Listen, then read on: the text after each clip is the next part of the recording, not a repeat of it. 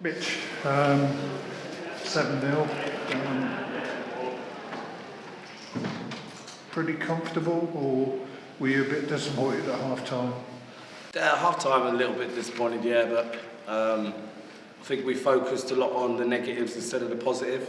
You know, it's the glass half empty, half full scenario. And after speaking about our disappointments of that half for a couple of minutes, I soon realised it was actually positive we need to focus on. And pleasing for the performance that they delivered in the second half. 2 hat-trick boys today. You must be pleased with James Ireland and Joel Carta. Just seems to have fitted into the side. Paddy's been really, really good up there. Looks like a strong centre forward, old school centre forward. Bit of a bruiser, but with great feet. Great technical player. Really leading the line really well. It's something that we've been desperate for all season. Hence why we went for tender. And I think Paddy's took to it like a duck to water, and he's performed really, really well and been consistent for over the last 3 or 4 weeks. Joel Carta on the other hand just makes us tick.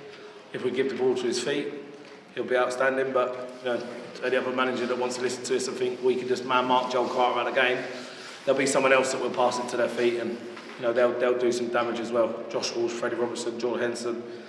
We've got a great midfield battle going on in there for the places that in the first team. So yeah, I'm pleased with both. Sam Preston won off, obviously injured. How bad is that? I don't think it's as bad as we initially thought. Any news on Tendai as well? Tendai looks like a bad one, to be fair. It's been assessed, he's had his scan, he's come back with a bucket tear in his knee, which is he's out for the season. He's out for the season, which is unfortunate. We brought him in to do big things, but the club will look after him. As I said earlier on in the week, the club might not be in the high reaches of the pyramid at the moment, but they certainly act like it with the likes of Pete Dugan and Lawrence Jones and everybody else behind the scenes. So we'll look after the boy. It's a tough time for him, but he's very supportive in the changing room, and at the training nights he's always there, and we look forward to having him back. It's just about supporting him now and keeping his head up, keeping him above the line, as Fairclough would say. Just one quick question I always ask this when players are injured. Is there any movement of players coming in, or are you happy with what you've got? No, I'm not. We lost Sam luckily in the week. He's got his work commitments now, which makes him unable to train. That would mean that will be detriment to him on Saturday's selection, especially in the first 11, and he wants to play. And I wish him well. He's been fantastic for me, as much as it hasn't worked out. Really, really good kid, and I hope to link up with him certainly in the future and to get the best out of him. Nat Ansu's back on Tuesday, but it's going to take 3 weeks to get Nat sharp, 3 or 4 weeks. Mercer's carrying a bit of an injury to his groin, and we're a bit light. We need 2 in. I believe we need 2 in, and I will speak to the chairman today, and we'll put some irons to the fire tomorrow and put some 7 days in and speak to a few players.